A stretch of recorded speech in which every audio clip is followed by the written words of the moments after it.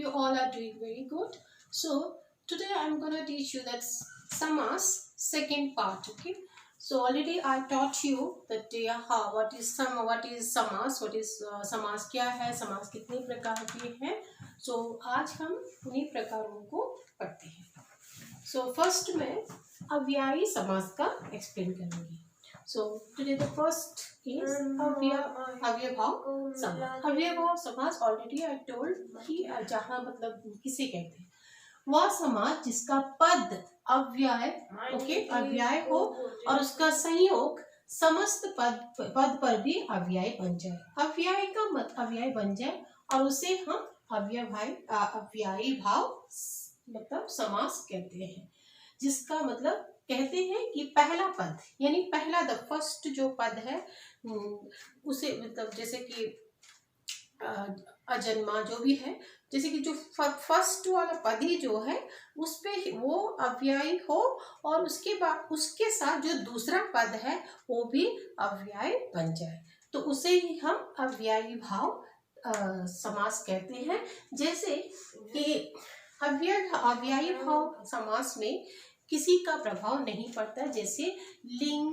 वचन यानी लिंग वचन काल कारक किसी का प्रभाव नहीं पड़ता है, इसीलिए ये परिवर्तनशील है, अपरिवर्तन है, ये परिवर्तित नहीं होता है. सो यहाँ जैसे कि एग्जाम्पल यानी कि आप कह सकते हो आ का मतलब भी होता है, जैसे कि या अव्ययी मतलब, तो अव्ययी का मतलब क्या है, यहाँ पे जिसका कोई मतलब नहीं होता है. सो इसलिए या कहते हैं कि या जो व्यय का जो व्यय शब्द है वे विकारी शब्द है, विकारी है यानी सार्थक है, लेकिन ये जो जो है ये अविकारी है. सो अविकारी होने की वजह से ये अविकारी है, लेकिन ये विकारी होने की वजह से, लेकिन यहाँ पे जब दोनों पद या पहला पद अविकारी होने के बावजूद भी ये जब वो दूसरे पद को मिलाता है, मिलाने के सो समस्त पद पूरे पदों को वो अव्ययी पद कहलाता है. उस जो कहता है बन जाता है उसे ही हम अव्ययभावी समास कहते हैं. जैसे कि एग्जाम्पल में अजन्म. सो यहाँ पे कौन कौन सा है अव्ययी भाव, जैसे कि देखो यहाँ यहाँ पे अनजान अन्न, यहाँ पे यहाँ पे घर बोले हैं क्योंकि घर नहीं तो प्रत्येक लगा है. सो उसी तरह यहाँ देखिए निसंदेह नी, और यहाँ प्रत्यक्ष प्र. सो ये सब कुछ होता है आपका अविकारी शब्द. सो अविकारी शब्द जैसे कि यहाँ पे कैसे लिखा हमने एग्जाम्पल में अजन्म. सो जन्म से लेकर, अजन्म मतलब जन्म से लेकर, अनजान यानी जाने बिना, घर या एग्जाम्पल होता है प्रत्येक घर. लाइक निसंदेह को हम कैसे लिखते हैं, संदेह रहित. प्रत्यक्ष यानी आंखों के सामने. सो ये है आपका अव्ययी भाव समास. अब हम पढ़ते हैं कर्मधारय समास.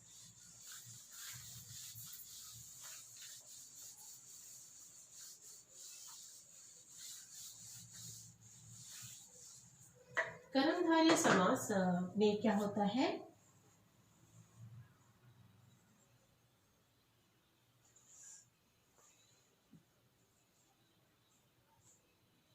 कर्मधारय समास.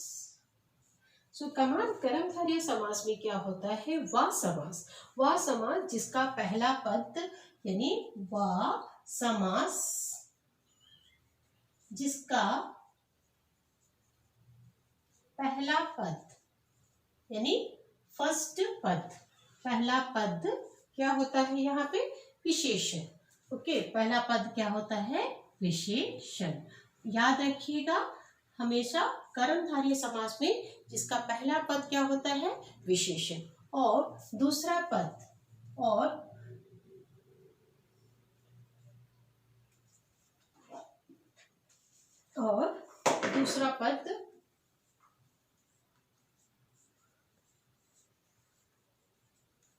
दूसरा पद क्या होता है यहाँ पे, विशेष्य, विशेष्य। ओके,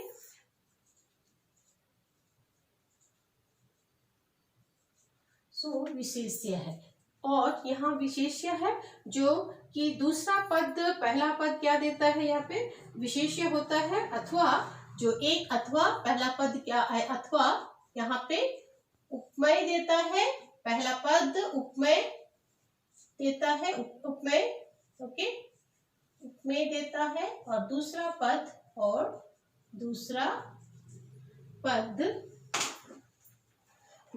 क्या होता है आपका, दूसरा पद उपमान होता है। सो यहाँ पर उपमान होता है। सो उपमेय दिया जाता है पहले और उसके बाद दूसरा पद, उसे ही हम क्या कहते हैं, कर्मधारय समास। पहला पद उपमान, पहला पद क्या होगा, उपमान, पहला पद उपमान और दूसरा पद उपमेय।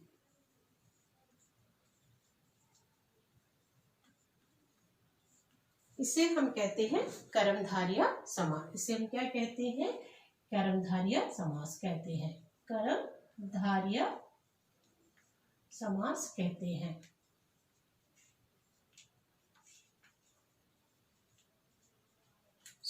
अभी पहले हम डिस्कस करेंगे कि विशेषण। विशेषण यानी कि संज्ञा या सब संज्ञा या सर्वनाम शब्द जिसका विशेषता बतलाता है उसे हम विशेषण कहते हैं। उसी तरह यहाँ पे जो है विशेष्य, विशेष्य का मतलब होता है संज्ञा, जो संज्ञा या सर्वनाम का विशेषता बतलाता है उसे ही हम विशेषता, जिसकी विशेषता बतलाई जाती है उसे हम विशेष्य कहते हैं। ठीक है, उसे हम विशेष्य कहते हैं। उसी तरह उपमान, उपमान यानी जिसकी तुलना किया जाता है, जिसकी तुलना किया जाता है, यानी कि उपमान अब तुलना की जाती है और जिसकी तुलना दी जाती है उपमान में। यानी कि आप एग्जाम्पल, फॉर एग्जाम्पल आप एग्जाम्पल में लिखते हो जैसे नीलकंठ, जैसे नीलकंठ,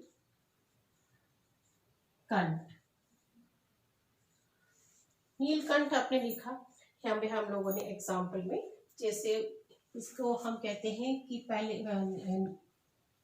नील गगन। ओके, आप लिख सकते हो नीलकंठ या नील गगन भी लिख सकते हो, नील और गगन। ठीक है, गगन, नील और गगन।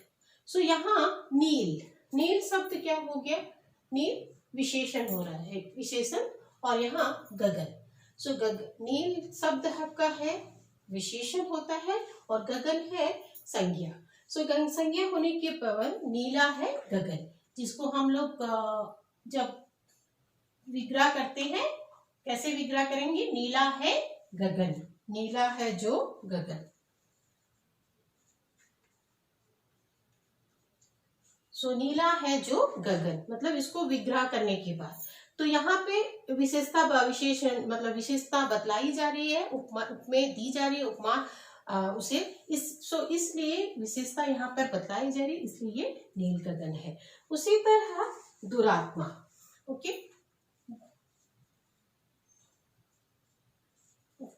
दुरात्मा यानी कि बुरी है, आप एग्जाम्पल लिख सकते, इसको विग्रह कैसे करेंगे आप, बुरी है जो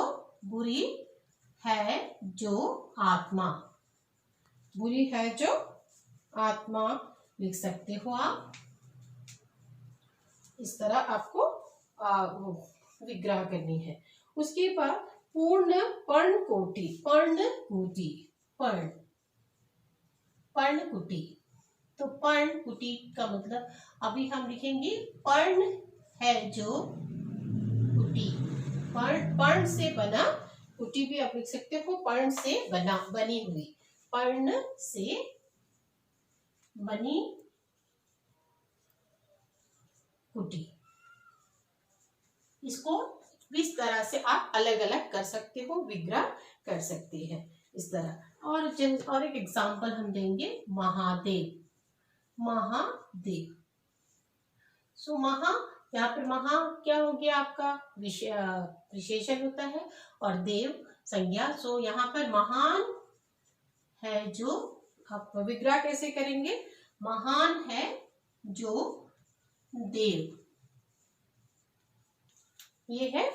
सो महान है जो देव, तो ये है आपका कर्मधारय समास। अब हम आते हैं ध्रुवीकी समास।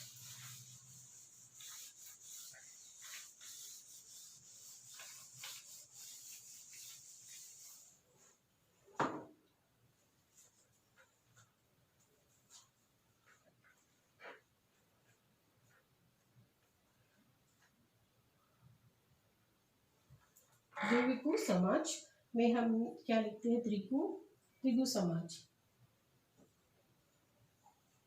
द्विगु समास। सो द्विगु समास में क्या है, वह समास जिसमें, वह समास परिभाषा आपका है, वह समास जो आपका, वह समास जिसका पूर्व पद, वह समास जिसका पूर्व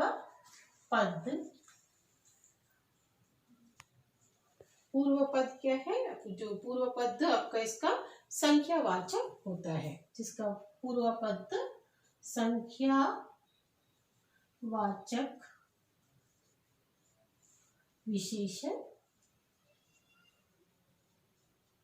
संख्यावाचक विशेषण होता है, तथा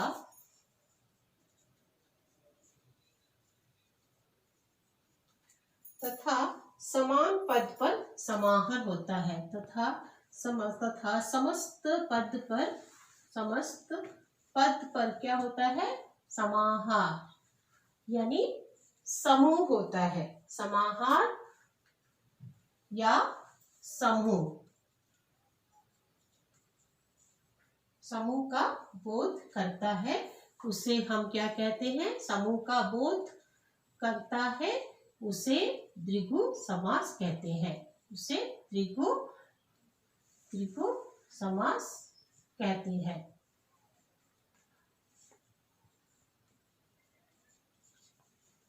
यानी जो फर्स्ट वाला पद होता है, हमेशा, अभी मैंने कहा था कि एग्जाम्पल में चौराहा, सो जो उसका जो फर्स्ट पद है वो क्या है, चौराहा, यानी चार, चौ का मतलब चार। सो इस तरह से जो उसके संख्या का विशेषण बतलाता है वहां पे।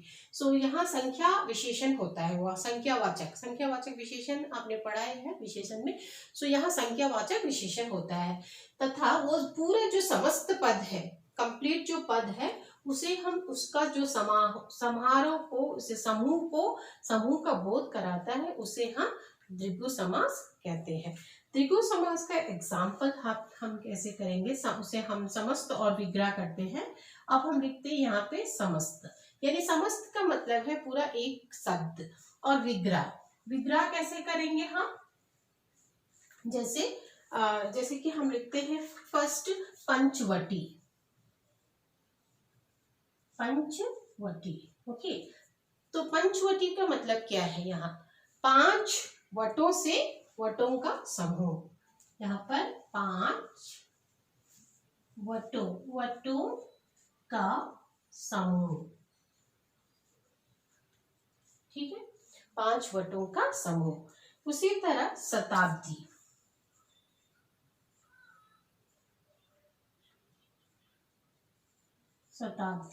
शताब्दी यानी अब हम इसको विग्रह करते हैं, 100 सालों का समूह। शताब्दी मतलब यानी सेंचुरी, 100 सालों का समूह।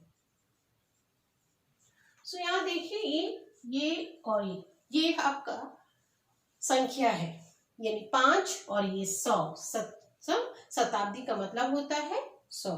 तो यहाँ पर हमें पहला जो पद होता है वो क्या होता है, संख्यावाचक होता है। उसी तरह हम और कुछ शब्द लेते हैं, जैसे दोपहर, यानी दो, यहाँ पे 2 है, ये क्या हुआ है, संख्यावाचक है। दो पहरों का, अभी हम उसको विग्रह करते हैं, दो पहरों का समाहार, दो पहरों का समाहार। उसी तरह त्रिकोण, त्रिकोण है, त्रिकोण यानी तीन कोनों का, कोनों का समूह, समूह तीन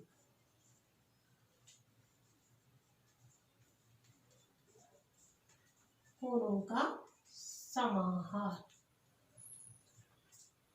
उसी तरह आप लिखेंगे त्रिभुवन, पंचतंत्र, ओके, यानी आप लिख सकते हैं पंचतंत्र।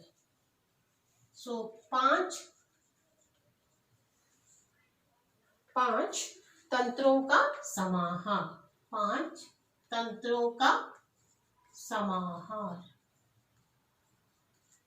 तो इस तरह आपको पूछ सकते हैं एग्जाम्स में, जैसे कि समस्त, जैसे पंचवटी दिया है, उन्होंने पूछा कि आपको कौन सा समास है, तो आप लिखेंगे कि यहाँ पे द्विगु समास कौन सा है, तब आप बतानी होगा कि इस तरह द्विगु समास में आता है। तो ये आपको याद रखनी है कि पंचवटी, शताब्दी, दो पहाड़, त्रिकोण, पंचतंत्र, इस तरह के जो भी मतलब शब्द है जिसमें संख्यावाचक का जो पहला पद में आता है, उस तरह का शब्द सारा द्विगु समास में आते हैं। सो उसको जब विग्रह करना है, यदि आपको एग्जाम में पूछते हैं कि पंचतंत्र को विग्रह करो, सो इसको विग्रह हम कैसे करेंगे, पांच तंत्रों का समाहार। त्रिभुवन, त्रिभुवन जैसे उनके तीन भवनों का समूह लिख सकते हैं या समाहार लिख सकते हैं, इस तरह से आप विग्रह करेंगे। So always you remember this one कि ये कौन सा है, त्रिभु समास में आता है। उसी तरह आपको जब एग्जाम में पूछते हैं कि दुरात्मा या कोई भी नाम दे दिया, पर्णकुटी, या जो बहुत सारे महादेव, इस तरह के बहुत सारे, या देंगे कर कमल, ध्यान, घनश्याम, मुखचंद, ऐसे बहुत सारे वर्ड्स जो होंगे, कनक, तो ये वर्ड्स कौन किसका है, तो इस तरह से आपको आइडेंटिफाई करना है कि ये किस समास में आता है। ये आपको याद रखना है, ये आपका किस समास में आता है, ये हमारा है कर्मधारय समास में। जो आपको किस तरह से हमने बताया था कि जो नीला है, जो गगन, हाँ, किस तरह से उसको विग्रह करना है। नील गगन को मैंने कैसे विग्रह किया, नीला है जो गगन। उसी तरह हम दुरात्मा को कैसे विग्रह अलग किया, बुरी है जो आत्मा। इस तरह से आपको उसे अलग करना है, विग्रह कर देना है। उस तरह फर्स्ट जो अभिव्ययी हम लोग समास में हम लोगों ने पढ़ा था कि कौन कौन से शब्द जो है, जो मतलब, सो ऑलवेज यू रिमेम्बर कि जो शब्द अविकारी होता है, यानी कि जिसमें मतलब उपसर्ग का इस्तेमाल भी किया जाता है, जैसे कि हमने उपसर्ग में पढ़ा था, जैसे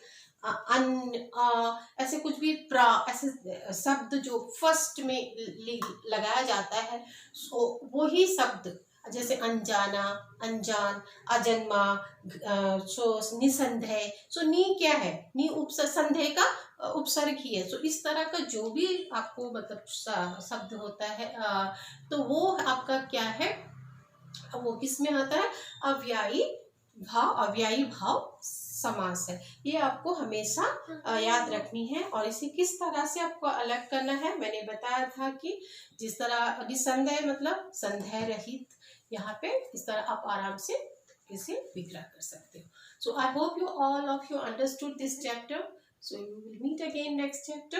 So till then, bye. Have a great day. Take care.